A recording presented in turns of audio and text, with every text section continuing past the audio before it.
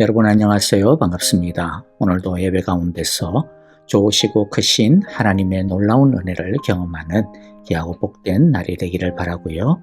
또 주의 은총과 함께 걸어가는 아름다운 우리의 발걸음이 되기를 바랍니다. 함께 찬양하며 하나님 앞에 나아가겠습니다.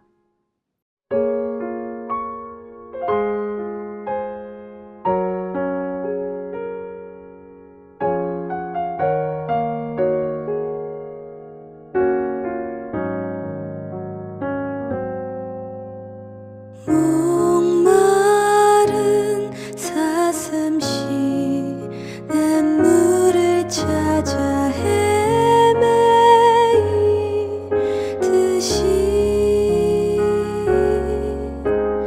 내 영혼 주를 찾기에 갈급하나이다.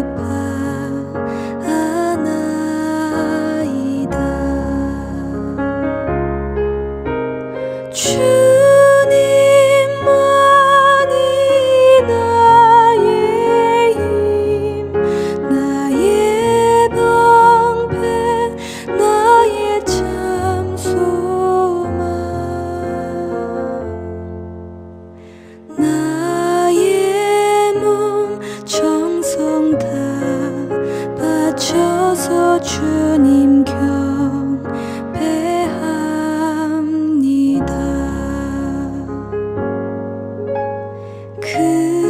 금보다 귀한 나의 주님, 내게 만족 주신 주, 당신만이 나의 기쁨, 또한 나의 참 보배. 주님만이 나의 힘, 나의 방패, 나의 참 소망. 나의 몸 정성 다 바쳐서 주님 경배합니다.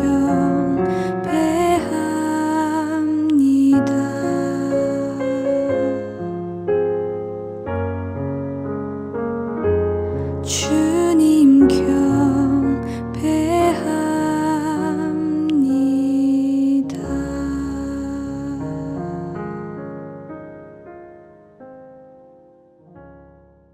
오늘 우리가 함께 나눌 말씀은 역대하 18장입니다. 1절부터 34절, 조금 긴 내용이지만은요, 우리 영상을 보면서 한 절씩 함께 읽도록 하겠습니다. 여호사밧이 부귀와 영광을 크게 떨쳤고 아합 가문과 혼인함으로 인척 관계를 맺었더라. 2년 후에 그가 사마리아의 아합에게 내려갔더니 아합이 그와 시종을 위하여 양과 소를 많이 잡고 함께 가서 길르앗 라못 치기를 권하였더라. 이스라엘 왕 아합이 유다 왕 여호사밧에게 이르되, 당신이 나와 함께 길르앗 라못으로 가시겠느냐? 나는 당신과 다름이 없고 내 백성은 당신의 백성과 다름이 없으니 당신과 함께 싸우리이다. 청하건대 먼저 여호와의 말씀이 어떠하신지 오늘 물어보소서. 이스라엘 왕이 이에 선지자 400명을 모으고 그들에게 이르되, 우리가 길르앗 라못에 가서 싸우랴 말랴? 올라가소서. 하나님이 그 성읍을 왕의 손에 붙이시리이다. 이 외에 우리가 물을 만한 여호와의 선지자가 여기 있지 아니하니이까. 아직도 이물라의 아들 미가야 한 사람이 있으니 그로 말미암아 여호와께 물을 수 있으나 그는 내게 대하여 좋은 일로는 예언하지 아니하고 항상 나쁜 일로만 예언하기로 내가 그를 미워하나이다. 왕은 그런 말씀을 마소서. 이스라엘 왕이 한 내시를 불러 이르되, 이물라의 아들 미가야를 속히 오게 하라. 이스라엘 왕과 유다 왕 여호사밧이 왕복을 입고 사마리아 성문 어기 광장에서 각기 보좌에 앉았고 여러 선지자들이 그 앞에서 예언을 하는데 그 나아나의 아들 시드기야는 철로 뿔들을 만들어 가지고 말하되, 여호와께서 이같이 말씀하시기를 왕이 이것들로 아람 사람을 찔러 진멸하리라 하셨다. 여러 선지자들도 그와 같이 예언하여 이르기를 길르앗 라모스로 올라가서 승리를 거두소서. 여호와께서 그 성읍을 왕의 손에 넘기시리이다. 미가야를 부르러 간 사자가 그에게 말하여 이르되 선지자들의 말이 하나같이 왕에게 좋게 말하니 청하건대 당신의 말도 그들 중 한 사람처럼 좋게 말하소서. 미가야가 이르되 여호와께서 살아계심을 두고 맹세하노니 내 하나님께서 말씀하시는 곧 그것을 내가 말하리라 하고 이에 왕에게 이르니 왕이 그에게 이르되 미가야야, 우리가 길앗 라모스로 싸우러 가랴 말랴? 올라가서 승리를 거두소서. 그들이 왕의 손에 넘긴 바 되리이다. 여호와의 이름으로 진실한 것 이외에는 아무것도 말하지 말라고 내가 몇 번이나 내게 맹세하게 하여야겠느냐? 내가 보니 온 이스라엘이 목자 없는 양같이 산에 흩어졌는데 여호와의 말씀이 이 무리가 주인이 없으니 각각 평안히 자기들의 집으로 돌아갈 것이리라 하셨나이다. 이스라엘 왕이 여호사밧에게 이르되 저 사람이 내게 대하여 좋은 일로 예언하지 아니하고 나쁜 일로만 예언할 것이라고 당신에게 말씀하지 아니하였나이까? 미가야가 이르되 그런즉 왕은 여호와의 말씀을 들으소서. 내가 보니 여호와께서 그의 보좌에 앉으셨고 하늘의 만군이 그의 좌우편에 모시고 섰는데 여호와께서 말씀하시기를 누가 이스라엘 왕 아합을 꾀어 그에게 길랄 라못에 올라가서 죽게 할까 하시니 하나는 이렇게 하겠다 하고 하나는 저렇게 하겠다 하였는데 한 영이 나와서 여호와 앞에 서서 말하되 내가 그를 꾀겠나이다 하니 여호와께서 그에게 이르시되 어떻게 하겠느냐 하시니 그가 이르되 내가 나가서 거짓말하는 영이 되어 그의 모든 선지자들의 입에 있겠나이다 하니 여호와께서 이르시되 너는 꾀겠고 또 이루리라. 나가서 그리하라 하셨은즉 이제 보소서. 여호와께서 거짓말하는 영을 왕의 이 모든 선지자들의 입에 넣으셨고 또 여호와께서 왕에게 대하여 재앙을 말씀하셨나이다. 그 나나의 아들 시드기야가 가까이 와서 미가야의 뺨을 치며 이르되 여호와의 영이 나를 떠나 어디로 가서 내게 말씀하더냐? 네가 골방에 들어가서 숨는 바로 그날에 보리라.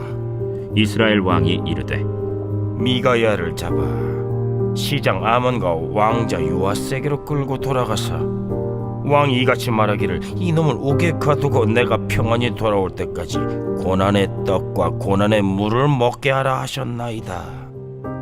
왕이 참으로 평안히 돌아오시게 된다면 여호와께서 내게 말씀하지 아니하셨으리이다. 너희 백성들아 다 들을지어다. 이스라엘 왕과 유다 왕 여호사밧이 길르앗 라모스로 올라가니라. 이스라엘 왕이 여호사밧에게 이르되 나는 변장하고 전쟁터로 들어가려 하노니 당신은 왕복을 입으소서. 이스라엘 왕이 변장하고 둘이 전쟁터로 들어가니라.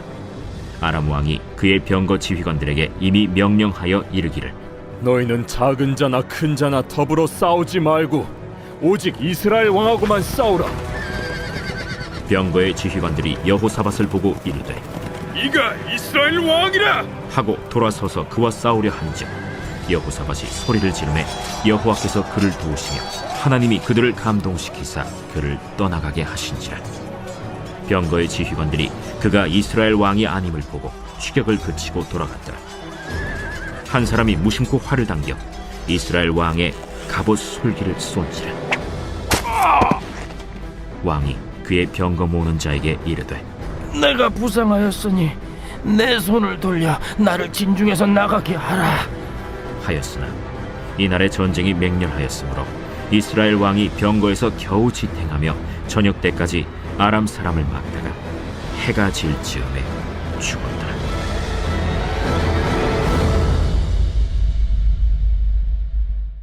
우리는 어제 여호사밧 왕이 하나님께 온전히 헌신하는 것과 그 헌신에 하나님께서 축복해 주시는 은혜의 선순환에 대해 보았습니다. 하지만 사탄은 이런 은혜로 충만한 가운데서도 어떻게든 틈을 노립니다. 우리는 어느 누구도 완전하지 않기 때문에 늘 조심하고 또 조심해야 합니다. 하나님만을 의지하며 살아간다라고 하는 것은 생각만큼 그렇게 녹록한 것이 아님을 우리는 잘 알죠. 왜냐하면 하나님은 우리 눈에 보이지 않고 이 세상은 우리 눈에 너무나도 잘 보이기 때문입니다. 사람은 누구나 눈에 보이는 것을 더 쉽게 따라가게 되어 있습니다. 하나님께서 원하시는 신앙이란 다른 것이 아니라 눈에 보인다고 해서 눈에 보이는 대로 살아가는 것이 아니라 눈에 보이지는 않지만은 믿음으로 하나님을 따라가는 것입니다. 그래서 고린도후서 5장 7절에 이렇게 말씀합니다. 우리는 믿음으로 살아가지 보는 것으로 살아가지 아니합니다. 여기서 본다라고 하는 것은요, 우리의 눈으로 보는 것도 해당이 되지만 우리의 머리로 보는 것, 즉 우리의 머리로 사고하고 계산하고 분석하고 판단하는 것도 보는 것이라고 보는 것에 해당이 되어지죠. 오늘 이 시간 하나님의 말씀을 통해 우리의 눈과 머리를 뛰어넘어 믿음으로 살아가는 성령의 능력을 충전받기를 간절히 원하고 기도합니다. 자, 오늘 우리가 18장을 보는데 오늘 18장 전체를 다루지는 않겠고요. 1절 한 절을 중심으로 설교를 하려고 합니다. 도대체 1절이 어떤 말씀인지 궁금하시죠? 자, 1절에 이렇게 적고 있습니다. 여호사밧은 재물을 많이 모으고 큰 영광을 얻었다.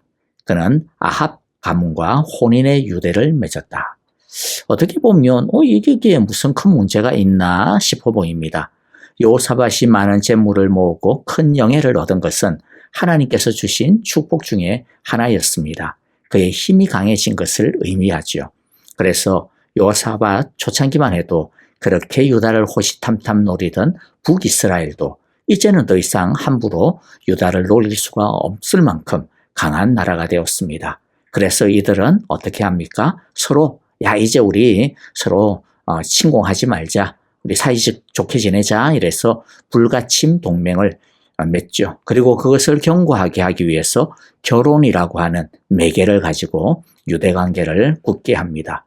여호사밧이 결혼을 했던 것은 아니고요.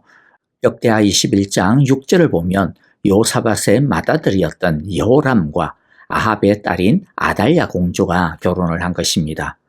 그런데 별 문제 없어 보이고 그냥 흔히 있을 만한 이러한 일이 나중에 유다를 완전히 썩어 문드러지게 만드는 여호사밧 이후에 3대에 걸쳐가지고 남유다를 완전히 뒤집어 흔들어버리는 거의 망하게 일부 직전까지 끌고 가버리는 엄청난 일이 되고 맙니다.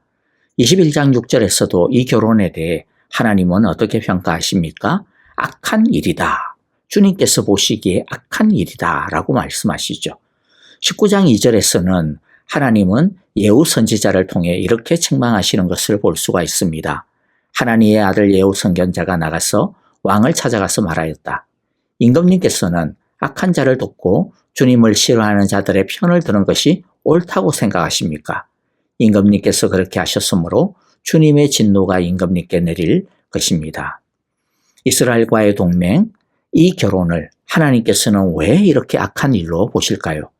왜냐하면 이것은 악한 자와 멍에를 같이 매는 것이나 다를 바가 없었기 때문입니다.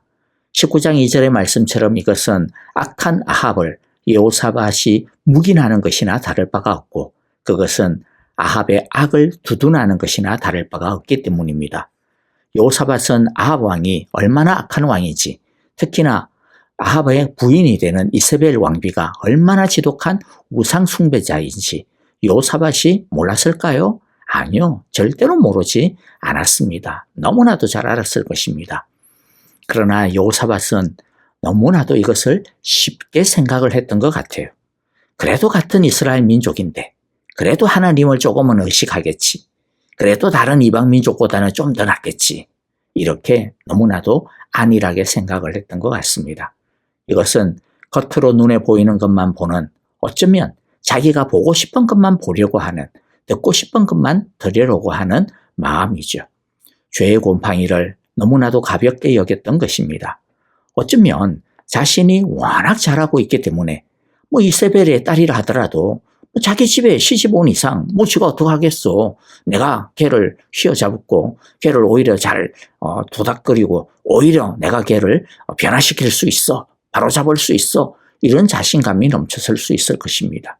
자신이 오히려 아합을 잘 이끌어 줄 수 있다라고 자신했을 수도 있습니다. 그런데 죄란 그렇게 만만한 것이 아닙니다. 결과는 나중에 보시면 알겠지만 여호사밧의 자신과는 완전히 반대로 나타났습니다. 자신의 아들 여호람은 자기 아버지 여호사밧의 영향을 전혀 받지 못하였고요. 오히려 어긋났습니다. 반대로 갑니다. 자기 아내 아달랴의 치마폭에 쌓여서 그는 극렬하고도 열렬한 우상숭배자가 되어버리고 맙니다. 우리가 여기서 배울 수 있는 교훈이 무엇입니까?